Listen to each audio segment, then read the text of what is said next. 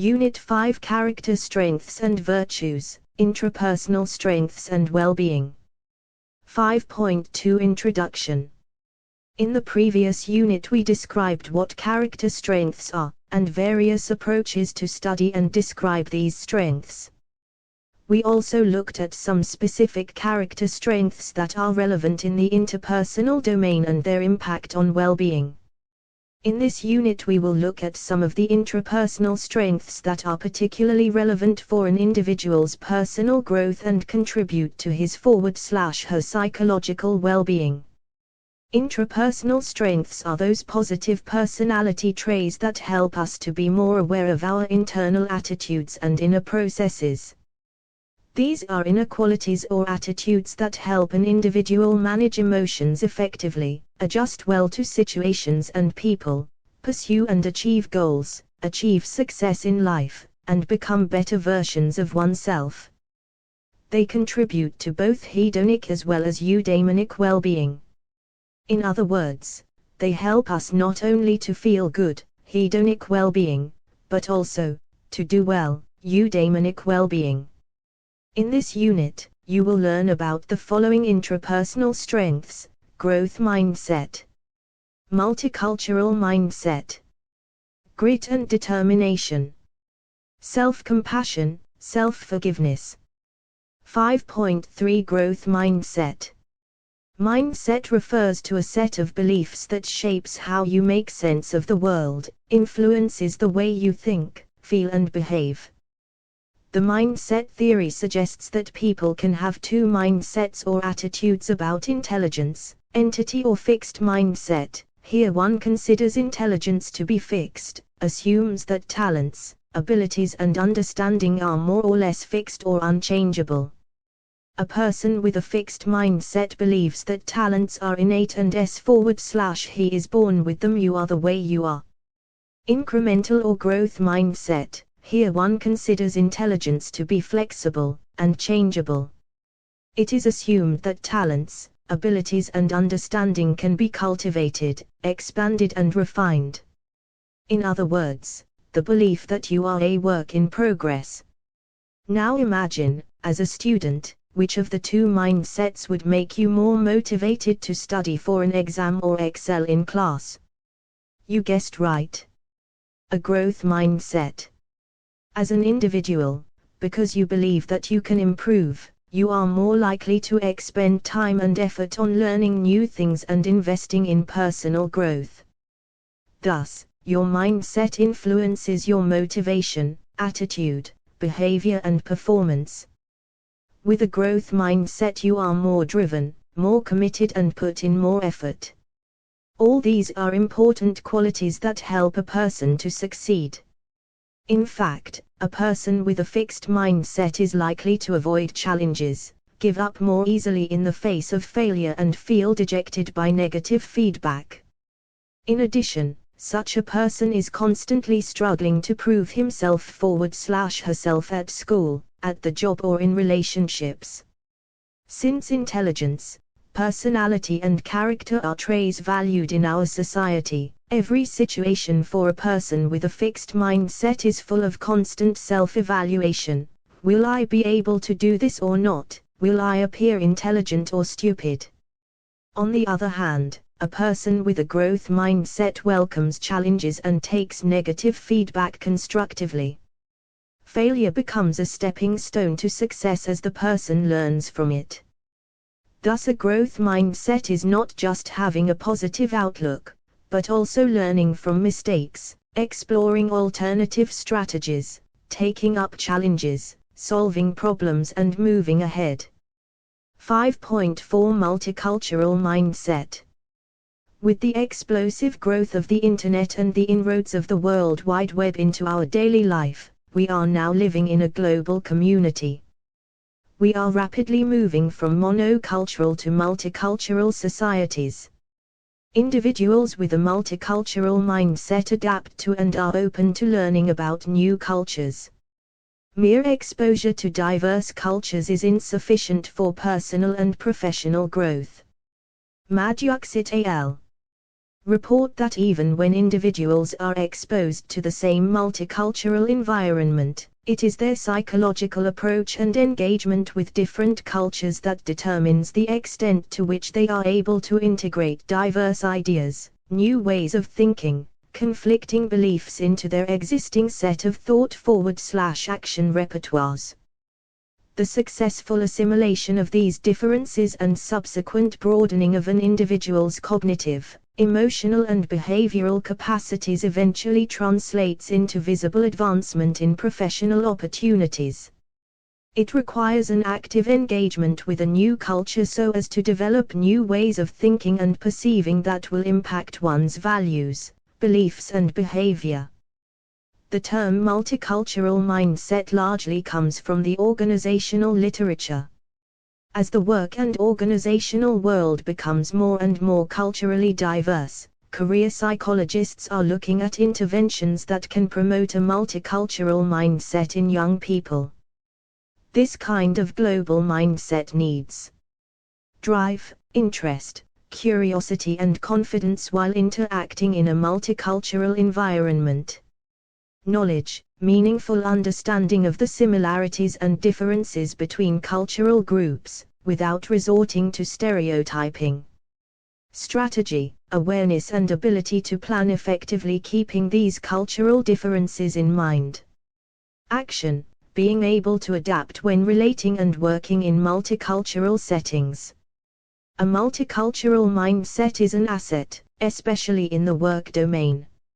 It helps individuals perform better during international work assignments, equips individuals with effective cross-cultural negotiation skills and benefits sales employees working with culturally diverse customers.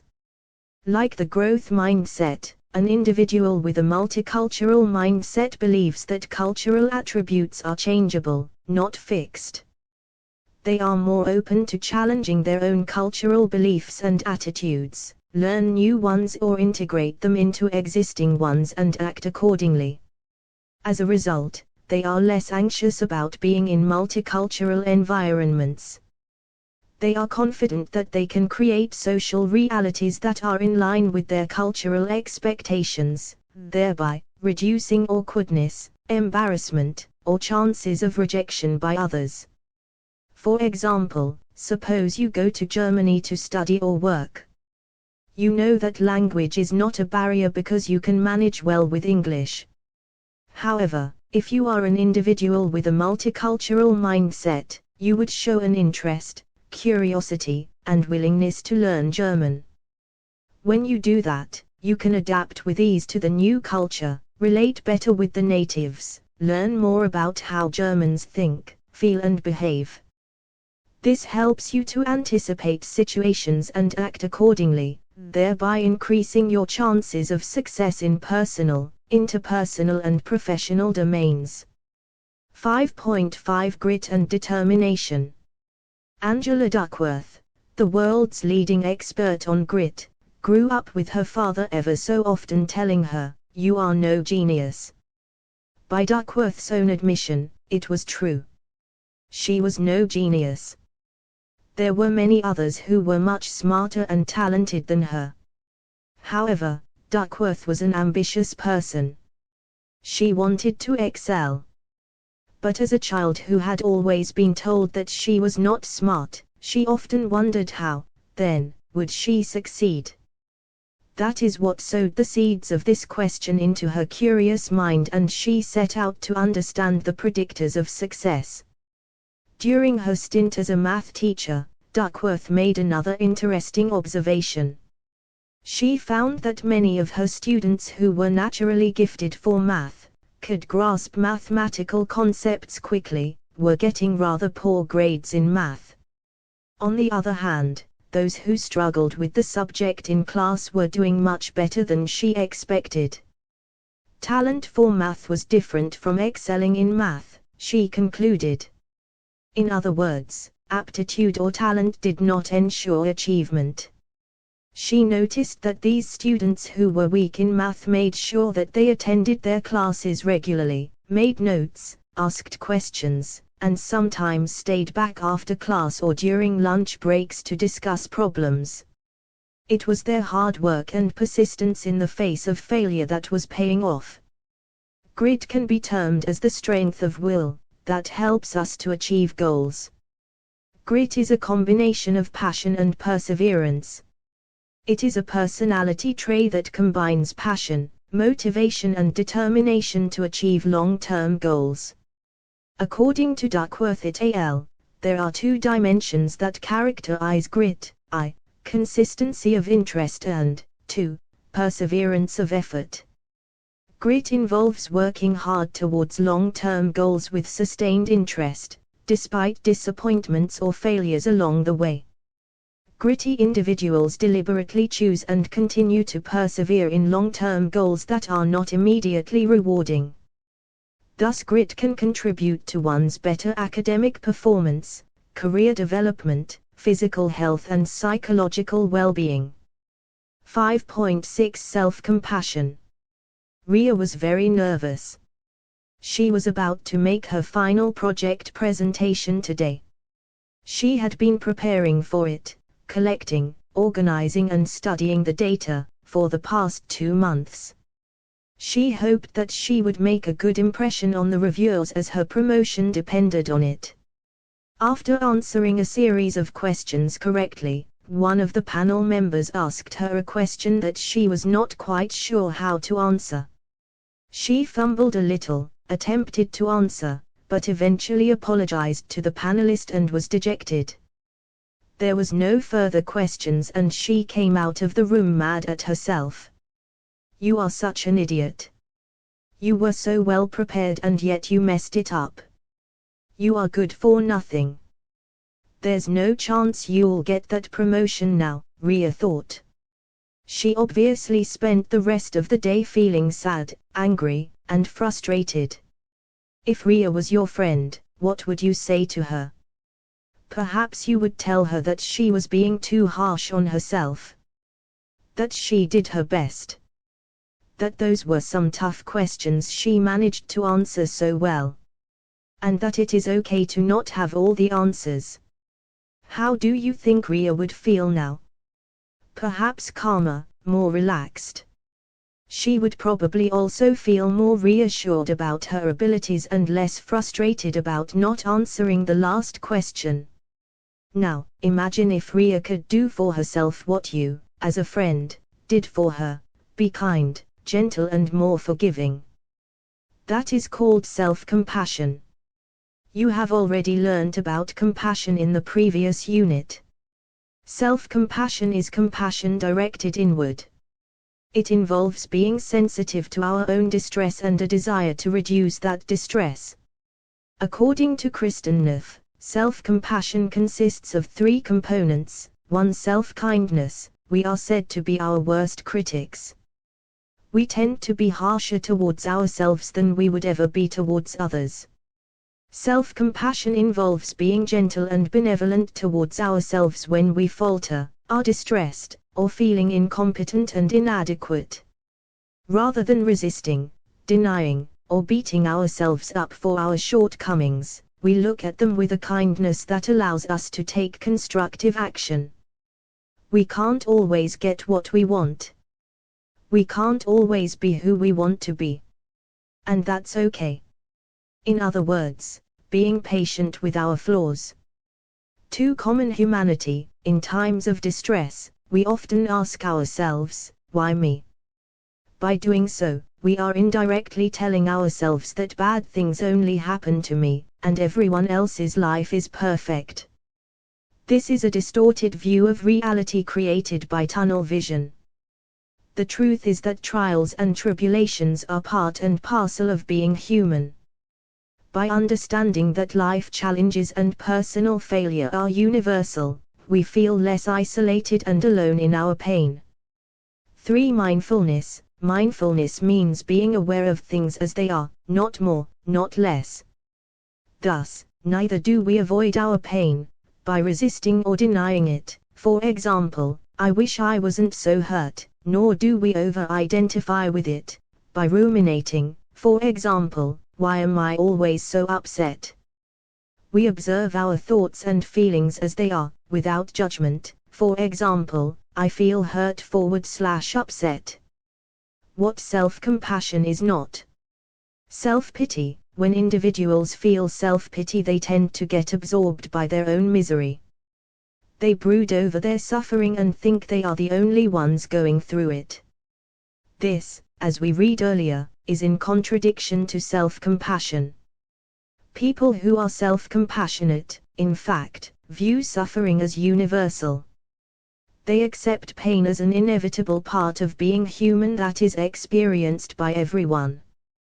Thus, it reduces the tendency to exaggerate personal distress, prevents us from feeling isolated, and makes us more open to accepting our pain with kindness. Self-indulgence. We often feel that being easy on ourselves will make us lazy, careless, and indifferent. We somehow have the notion that self-criticism is a more effective motivator than giving ourselves nurturing, support, and encouragement. Nothing could be farther from the truth.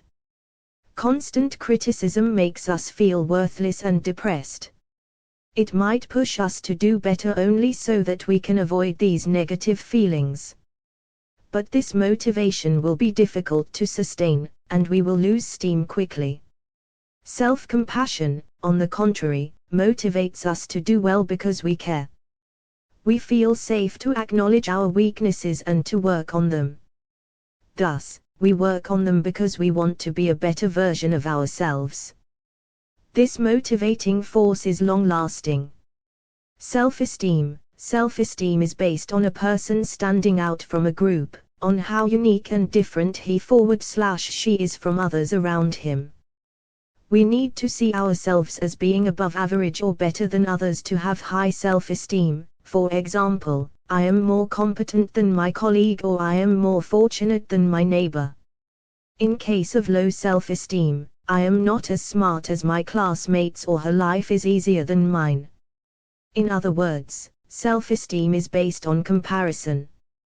This, again, contrasts with what we know about self-compassion.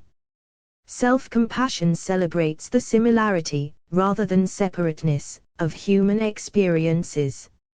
It emphasizes the interconnectedness of human beings. For example, struggle is inevitable, everyone goes through it, or it's human to feel pain. Self-compassion practices writing a letter to yourself from the perspective of an unconditionally loving imaginary friend. Maintaining a self-compassion journal. Using supportive touch. Activate the parasympathetic nervous system by using supportive touch to help you feel calm, cared for and safe. Changing your critical self-talk. Paying attention to your critical self-talk and altering it with kinder, gentler words. Loving kindness meditation involves taking out time to express generous, selfless love towards oneself. For example, may I be well, may I be healthy, and others. For example, may you be at peace, may you be safe. 5.7 Self-forgiveness. In the previous unit, you learned about the benefits of forgiving others. But what about forgiving ourselves? Is that important, you ask?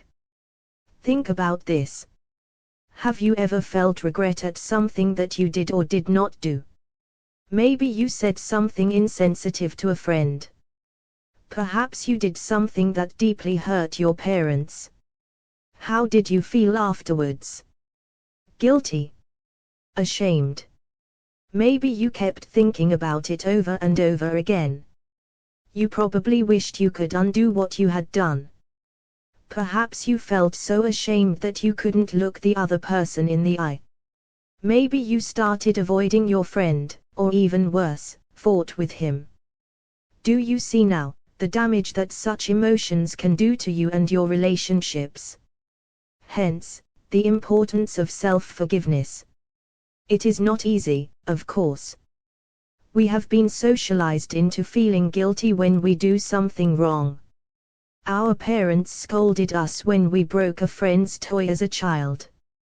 That bad feeling could motivate desirable behavior, like apologizing to the friend and / or replacing their toy, thus driving us towards corrective action. However, intense guilt and shame can be very detrimental to our well-being. They can give rise to self-resentment, self-hatred, self-punishing and self-destructive behavior. Self-forgiveness can be defined as a willingness to abandon self-resentment in the face of one's own acknowledged objective wrong, while fostering compassion, generosity, and love toward oneself. Thus, self-forgiveness is understood as having three components: experiencing and letting go of negative emotions directed at oneself, prolonged anger, shame, remorse, and other negative emotions associated with an offense, can become toxic. Therefore, one needs to release them. But not before you have experienced them, as that would be suppression, ignorance or denial of the emotions and the offense you are responsible for. Thus, you do not excuse yourself of wrongdoing. In fact, you accept responsibility for it and move on in a constructive way. Fostering positive emotions directed towards oneself, you not only abandon self-directed negative emotions but also cultivate positive emotions like compassion, benevolence, and love. Davis et al. Define self-forgiveness as an emotion-focused coping strategy that involves reducing negative and increasing positive thoughts, emotions, motivations and behaviors regarding oneself. Accepting responsibility, self-forgiveness does not mean absolving ourselves of the blame. On the contrary, it means accepting responsibility for the transgression and showing a willingness to work through it. If we interpret our behavior as only mildly inexcusable, justifiable, as not being solely our fault or as being harmless, genuine self-forgiveness cannot happen. Self-forgiveness versus interpersonal forgiveness.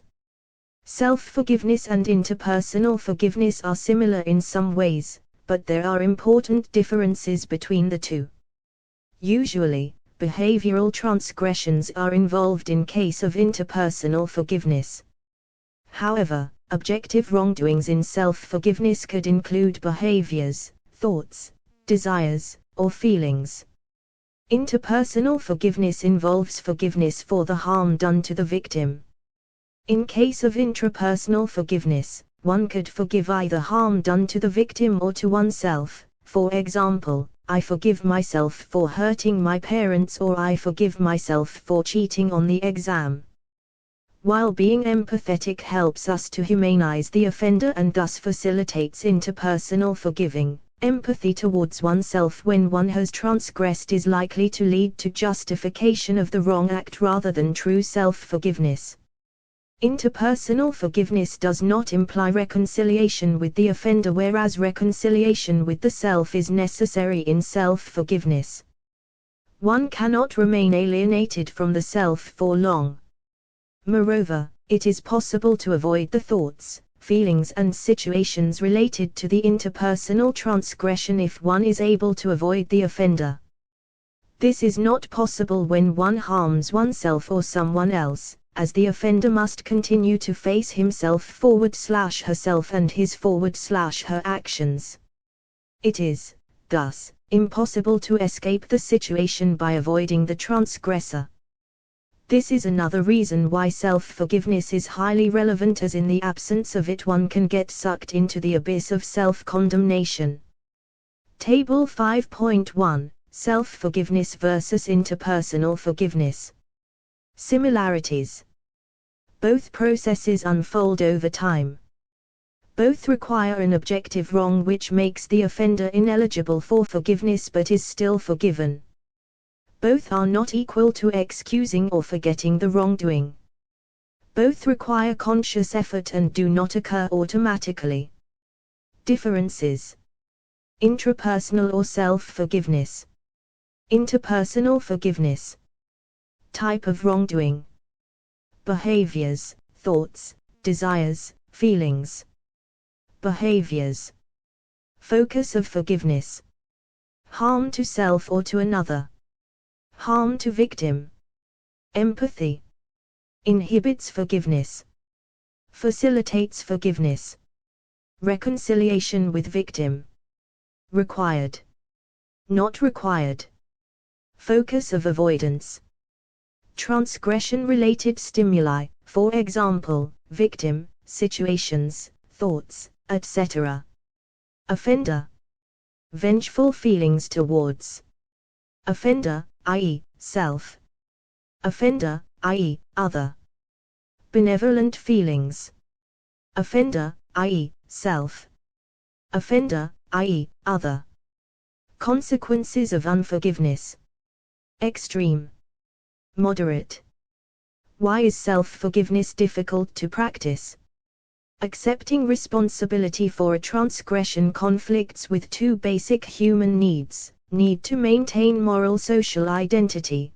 This is related to our need for belonging, seeing ourselves as good and moral people. Need to maintain our sense of agency, to think of ourselves as being in control of our actions. However, when we commit wrongdoing, both these needs come into conflict with each other. For example, suppose you have cheated on your partner. To protect your moral social identity, you may see the betrayal as not representing your true self. It was a one-time thing, I love my partner. But in this case, you may become doubtful about your sense of agency. Then who or what made me do it? On the other hand, you may try to protect your sense of agency and accept your choices. I just wanted to be adventurous. But this raises questions about your morality. How could I do it? Am I a good person? Given the nature of these dilemmas, one may employ maladaptive strategies to avoid one conflict or the other. These may include becoming overly defensive or severely self-punitive. Thus, successful self-forgiveness requires working through the process of establishing one's sense of both moral social identity and agency. This requires investment of time and energy and is a psychologically effortful process.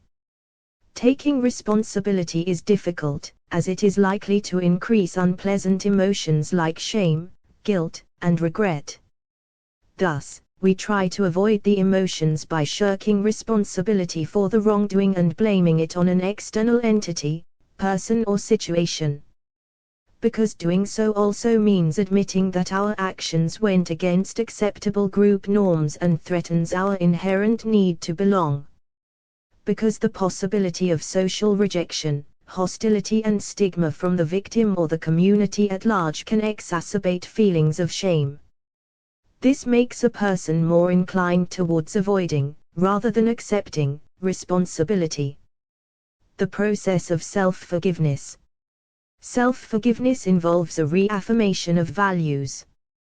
When we hurt someone or commit an offense, we have gone against a value that we hold. For example, maybe our value is to uphold integrity in our actions, but we cheated in an exam. Our action went against our value. Self-forgiveness would involve learning from the experience, restating/reviving our values and committing to act in accordance with them in the future. In this way, we show our commitment towards shared values, thus, protecting our social moral identity. At the same time, we preserve our sense of agency since we take charge of our actions in the future. 5.8 Let us sum up. In this unit, you learned about various intrapersonal strengths such as growth mindset, multicultural mindset, grit and determination, self-compassion, and self-forgiveness. Growth mindset was differentiated from the fixed mindset, and the importance of having growth and multicultural mindset was delineated. You also learned about the meaning of grit and determination. Components of self-compassion were described and this strength was differentiated from related terms. Various ways to practice self-compassion were described. Finally, you learned about the intrapersonal strength of self-forgiveness and how it is different from interpersonal strength of forgiveness. Benefits of all the intrapersonal strengths were highlighted which can help us achieve inner and outer harmony.